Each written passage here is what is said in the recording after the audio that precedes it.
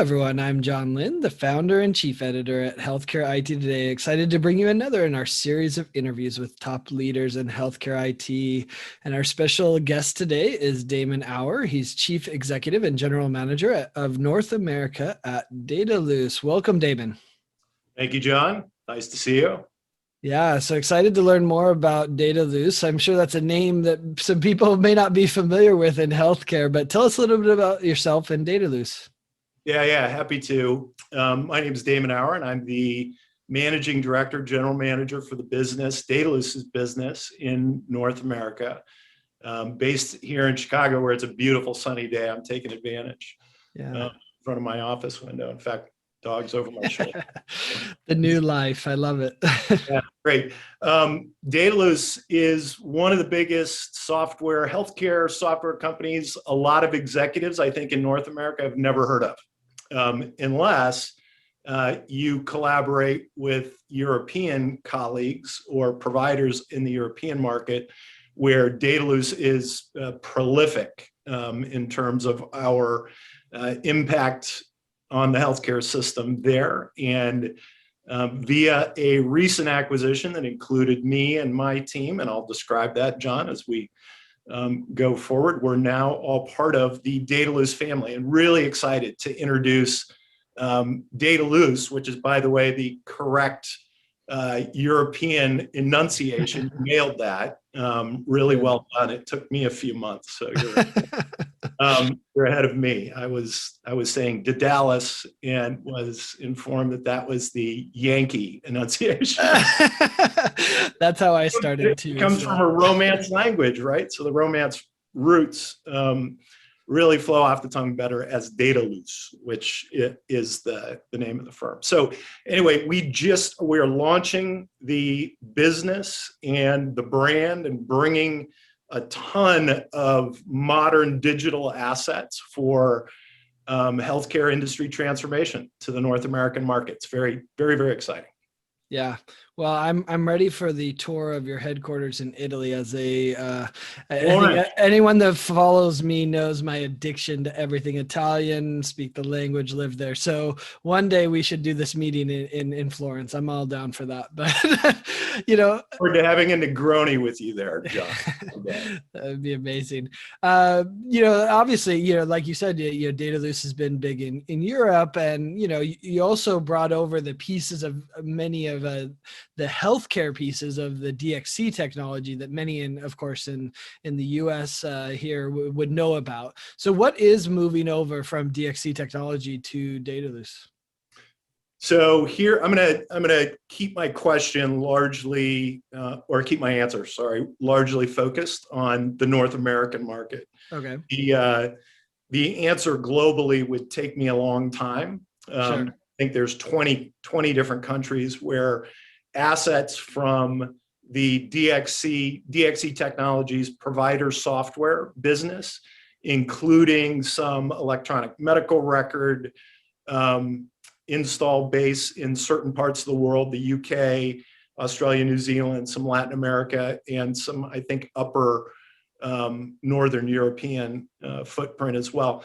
But Dedalus has been growing organically, but is also quite acquisitive. And we're backed by one of the biggest private equity firms in Europe, as well as we continue to expand the company across the globe. Here in North America, what was acquired from that provider software business from DXC Technology, the primary software asset is a platform, a healthcare software platform that I'll describe in more detail, called Open Health Connect.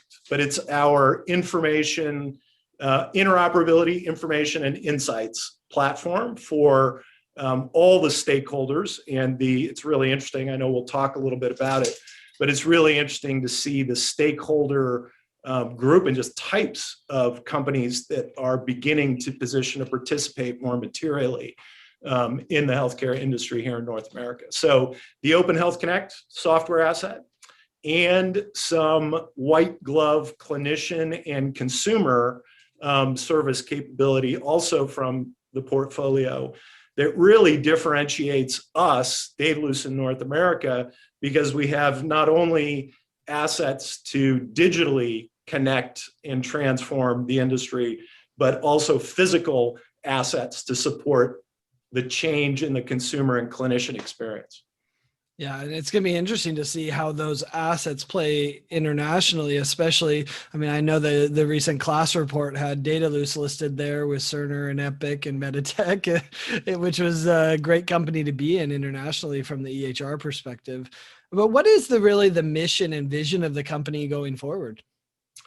So our mission is to help our customers digitally transform to meet the consumer in healthcare, and really for the benefit of the consumer. So I spend all of my time talking about the consumer experience transformation and the clinician experience transformation in healthcare, but helping our customers really be innovative, but also sustain the value of their technology investments in this rapid industry transformation that we're living through. Is our mission to help all stakeholders actively collaborate for the benefit of the consumer of care. Yeah, so on your website, it says life flows through our software. Isn't that cool? Yeah, I think it's really fascinating. How would you describe that, right? I mean, what's your vision for life flows through our software? That's a pretty fascinating statement. I love it. It is. I like it too. And I'm still trying to understand the exact roots of it. I'm not sure if it's a translation from Italian or if we just landed on a brilliant phrase in English, but it's great. Really, it's just, I mean, it's an acknowledgement that everything we do is about, we only do in the pursuit of the mission of improving the lives of the people we serve, right? And that's for us, consumers and clinicians and family members and community-based organizations that can have an impact on someone's health and well-being. So, and we're really talking about the complete continuum of care for a person from the beginning of our lives till the end of our lives, and really helping digitally connect and create a trusted, confident consumer that is part of that collaboration with their care team members, whether those care team members are clinicians or family members or friends or community supports, et cetera. So it's a privilege to be in a position that we can begin to bridge the gaps that exist, not just in experiences, but in the data and the information, the insights that enable and underpin those experiences for consumers and clinicians.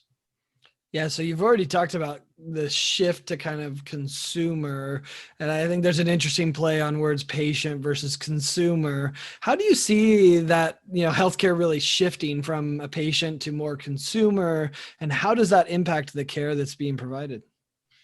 Yeah, so first and foremost, I haven't used the word patient yet in this conversation, and it's the last time I'm going to use it, is in response to the question right here. None of us like to be dehumanized with that label. None of us label ourselves that way. We don't self-identify as a patient. I broke my own rule and used it twice, but that'll be it. So the reality is that words matter, and the way that we use them matters. And if we really intend to transform the healthcare industry here in the US and around the world for the benefit of the consumer of care, then we need to start adopting that language. So I've trained my own teams over the last decade to always use a consumer-centric phraseology when we're talking with our customers and planning things that can really make a difference in the consumer experience, not the other word that I won't refer to again.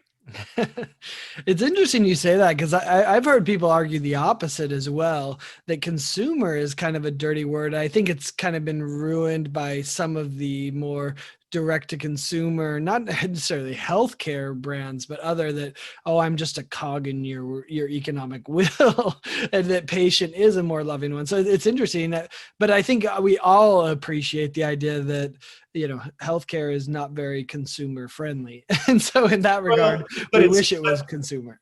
But the changes that have been happening over the last decade, and particularly, I mean, it's in these last 14 months, just the dramatic acceleration of a consumer, the acknowledgement that we as a consumer of care are probably the best director of our health and well-being overall, including episodes of care. And of course, our clinicians are the experts at episodes of care, but the expert on me or the expert on you is you, not anybody else. And so waiting for somebody else to tell us how to behave for our own best benefit is it's just not the best way to do it. So arguably, care services are the most intimate, personal service that we will consume in our entire lifetime, and probably the most expensive service that we'll consume in our entire lifetime. So acknowledging that people are people, and consumers and directors and confident consumers of their own care, I think is an important part of just shifting the way that we think. Don't think about the CT scan first. Don't think about the specialist in this particular area first. Think about the consumer first, and then orchestrate those resources of the industry, which are constantly changing, by the way, and I think is fascinating, around the consumer of care. Just put the person in the center. Every clinician is also a consumer of care, right? Yeah. Well, and it's a great point as far as, do patients or consumers have the power to control their care? And that's a huge shift of mindset, right? I mean, before it was like, go to the doctor, you do what the doctor says, right? That wasn't very consumer friendly. It was a very doctor driven, care plan, which I think is really changing. So looking at healthcare organizations, what's really needed to be able to adapt to these changing consumer patient behaviors? Well, like I was just saying, just the language that we use, right? Stop dehumanizing people who need care from the system by labeling them as something other than people and consumers of care. We have to be very intentional about where we are headed as industry stakeholders and participants. And where we're headed is a consumer-centered, thankfully, my kids, your kids are not going to experience the healthcare system the way that we have, which has been, let's be honest, it's like going to the DMV, right? And you're lucky if you get to talk to anybody or get your questions answered. For too long, it's been a clinician-centered or hospital physical facility centered or expensive machine, lab or therapeutic machine centered industry. And we've got to very consciously shift that, the way that we think about, the way that we talk about consumers in care, and map a direction to where we will be 10 years from now, not trying to hang on to where we were 10 years ago. Yeah, the gravitational pull of how we always done it. Although you did hit a sore spot. I just had a 4 to 5 hour DMV visit with my son when he was getting his license. But you're right. But you know what? As part of as one positive impact, just at the DMV for a minute, for me, my son just got his license too after going through his learner's permit thing. But because of the pandemic that we've all lived through, we had to digitize appointments at the DMV here in Illinois, which, why didn't we do that before? All right. Why not give the consumer some control over when and how we will best consume that service? And it's not any different in healthcare. Really, the transparency shift and focus of the industry is all about giving consumers and their family members better visibility to what's going on. It shouldn't be a mystery, right? What goes on in the healthcare system. And for too long, we've kept it a mystery either by intent or just lack of will to change it. Yeah, that's a good point. And what's interesting, if I look at consumerism kind of happening outside of healthcare and what's driven it, to me, it's all about the data. You know, how much data do you have to create a personalized consumer experience? Do we have enough data, or I don't know if it's the right data, or is the data accessible enough, in healthcare? Where are we at as far as, getting access to the data that's needed to create these consumer-like experiences? So you asked three questions there about data, and the first one is, do we have enough? And thankfully, because of the momentum, I think that was really started, but has accelerated dramatically over the last decade, but started from the Affordable Care Act, and just a slight tweak to the economic model and some incentives for providers to begin to digitize our records, right? The digital plumbing of the EMR is now everywhere, thankfully, in America.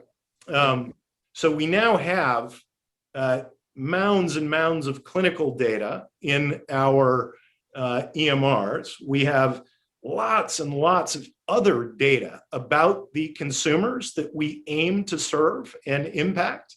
And there's all sorts of channels for that data, as we're all familiar with living online, right? Yeah, there's an awful lot of data available to help make proactive interventions possible instead of just retrospective interventions, which I think has been the sort of normal course of healthcare up to the last several years in the United States. So we have the data. We need to get the data in and organize it around a consumer-centered model. And that does take new tools, new systems. The electronic medical record is a great clinical data system of record, right? And it serves that purpose really, really well.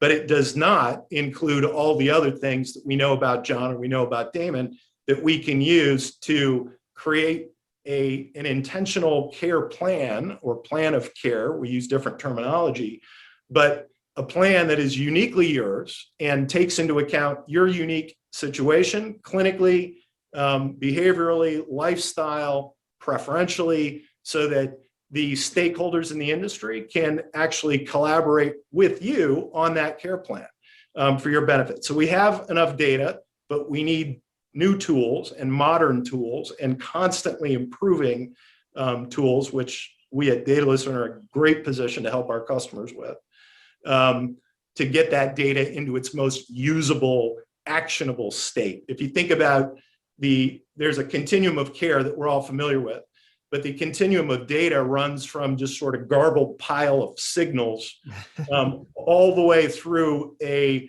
cleaning, rationalizing, correlating, and then actioning process on that data, where it really becomes information and insight that we can use to benefit the individual, the consumer of care. So you kind of brought up two areas. One is, it sounds like, I think it's to your point, the EHR is clinical data, and it's only the 15-minute visit you had with the doctor, right? So it sounds like you're saying the gap in data is maybe some of the other preferential data, which is really important for the consumers. Do you want to be called on your mobile device? Do you want to be texted? Do you want to be called at home because you don't have a mobile device? Like that, is that the data, or are you thinking more SDOH data? Or, what are the gaps that we kind of need to fill data wise, beyond just the clinical data from the EHR? I'll say yes to every piece of data that you just mentioned right there. All of that needs to be accessible and useful for the benefit of the consumer of care.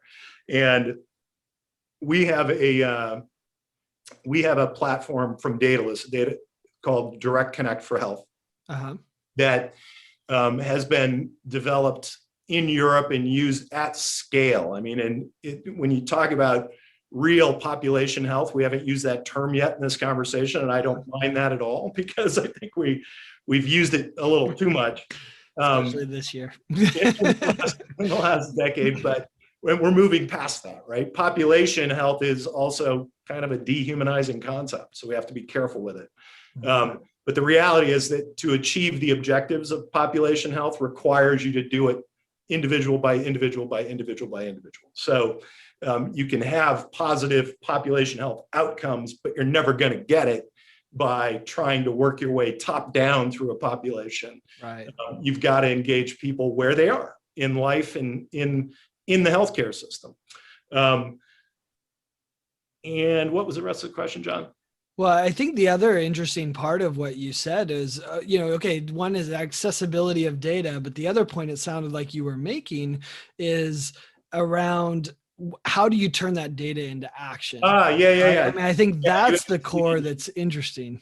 Yeah, you asked the SDOH question, and right from the very beginning of our intentional participation in the healthcare industry as a technology provider, we've had our eye on the what can we learn about this person that we can use for the benefit of their health and well-being. That's what we should be asking ourselves as participants in the industry and stakeholders in the industry. I think that's the right question. So if I live in a hot climate, which I don't, I guess Chicago does a little hot. And my air conditioner is broken and I'm 85 years old and it's sweltering in a heat wave. Maybe the best thing I can do for that person is send a tech over to fix their AC, that's the best health action I can take, right, on behalf of that person. And you're not going to see that in the electronic medical record. What you will see in the EMR is clinically, what does this person need, or what do we need to make sure we avoid for their benefit clinically. But what you don't see is all that other action that can be orchestrated on behalf of the consumer of care. And that's the breadth and scope of data in healthcare that we think about at Dedalus. Yeah, well, I mean, to be frank, in the US, we didn't have to worry about that. It wasn't how our system was set up. So it's going to be interesting, Dedalus being a very European international model where that does matter. They really are about, how do we lower costs because, it's government run healthcare in Italy, for example, where I lived, right? I mean, that stuff mattered a lot more and it's starting to matter in the US. So I think it will be interesting to see if you can bring some of those learnings from Europe and other places around the world to the US market. Well, so, as we kind of wrap things up, what's the most exciting thing that you're watching for next? Is there something you see and you're just like, I mean, we talked about consumerism, of course, but is there anything else you're kind of watching and be like, this is going to be exciting or this is going to be transformational, or what are you watching? Well, I think a couple things that are really interesting and I end up thinking about a lot, not just during my days, but even in my evenings and talking with family and friends and stuff like that, is that we've got, these true consumer service models like Instacart for groceries and healthy eating, and Uber, which I've been getting incessantly marketed to, by the way. I don't know if you've seen, but incessantly marketed to over the last I'd say 4 to 6 months, to have Uber deliver prescriptions for my family, right, for free.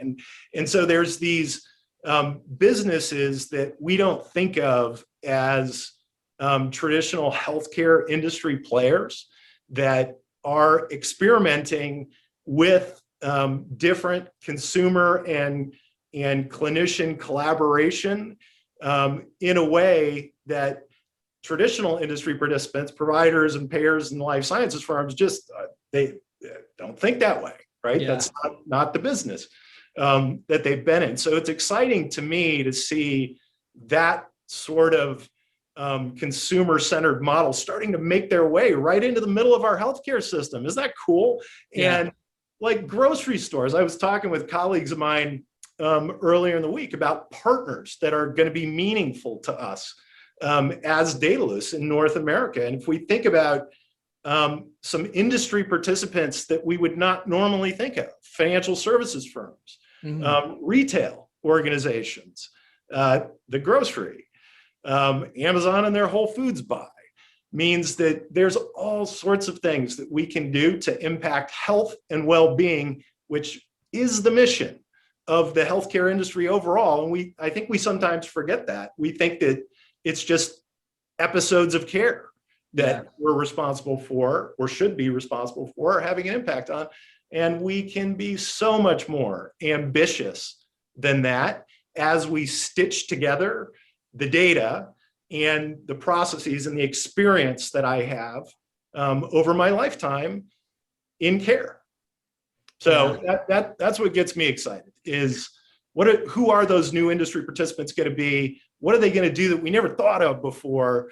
And we've got tools to help them collaborate and participate in creating what we call a care confident consumer, personalizing care experiences and therapies, and in all their different forms, right?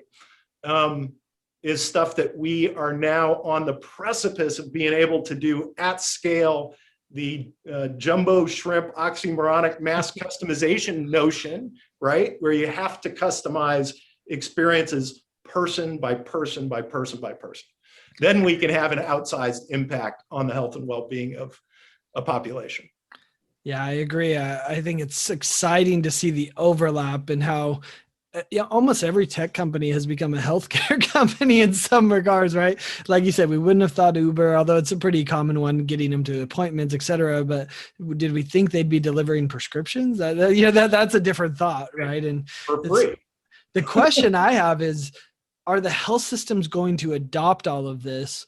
Or are the Amazons of the world going to come in and chop off that market? That's where, if I'm a CEO, that's going to be interesting to see. I think it's going to be some of both, right? Yeah, some of both. Innovative risk, innovative organizations with a risk appetite. Yeah. That are existing participants are going to lead the way that they always lead. In our thinking. And those are the types of organizations that we really want to spend our time and energy and resources enabling, is the innovators, the ones that are going to break things and put them back together in a better consumer-centric way. What a great description. You need the innovative ones that are okay with, experiencing a little risk. And that there's some in healthcare that aren't that way. So that's a great description. Right. But here's the thing.